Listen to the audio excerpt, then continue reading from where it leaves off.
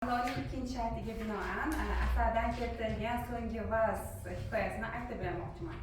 Hokim Abu Abdulloh Jayjoniy sizni sog'indik, juma namozidan keyin kelib ikki og'iz vaz aytib bersangiz deganiga qattiq hijolat bo'ldi. Imom Moturodiy o'zi tobi bo'lmasa-da hokimning yuzidan o'tolmay rozilik berdi. Juma namozi kuni havo bulutli, quyosh bulutlar orasidan oq pardadek ko'rinmoqda. Moturod masjidi yaqinida, masjid yaqini yonida namoz o'quvchilar to'plangan va namoz o'quvchilar orasida oddiygina kiyingan bo'ybastlar pastgina hokim va imom o'rtasida Abu Mansur Moturodiy o'tirar edi. Moturodiy uzundan uzoq duo qilgandan so'ng zo'rg'a o'rnidan turdi va namozxonlarga qarata xitob qildi. Ey ahli ilm, dedi Abu Mansur Moturodiy, biz bir mazlum xalq edik. Islom bizni qadrimizni ko'tardi. Endi unga xizmat qilishimiz, uni yanada boyitmog'imiz, tarqatmog'imiz, uning yo'lida mustahkam turmog'imiz kerak dedi. Nogoh shu payt Abu Mansurni yo'taltdi.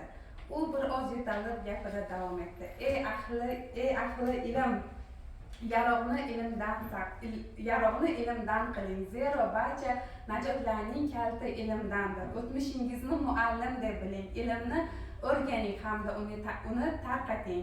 O'tganga, to'kilganga va ketganga hech qachon ichingiz kuymasin, achinmang.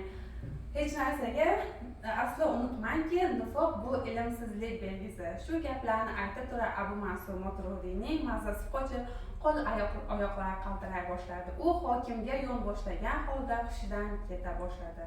Shunda hokimga qarab sekin pichirlagan holda, iltimos, meni uyimga olib boringizlar, deya xitob qildi. Shunda unga darhol taxta keltirilib, Imom Moturodiy taxtaga yotqizilgan holda uyi tomon olib bordilar. U uyga ketayotgan paytda asta-sekin oppoq qor yog'a boshladi.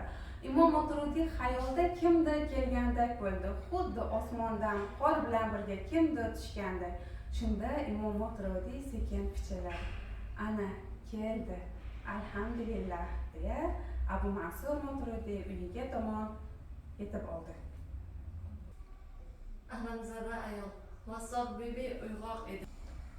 Mastor bibi ko'rpani ostida uyg'oq yotardi va uning xayollariga 20 yil oldingi 15 yoshlik qiz vaqtidagi xayollari tiklandi va u Ubaydulloh xonning qizi, u savdo sotiq ishlari bo'yicha chiqqanda ham otasi bilan yigitlarga qarardi va Moturodiyni baland bo'yli, gijinglagan otda basolat kiyingan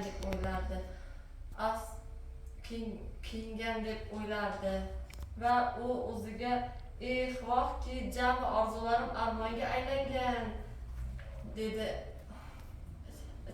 hingrab.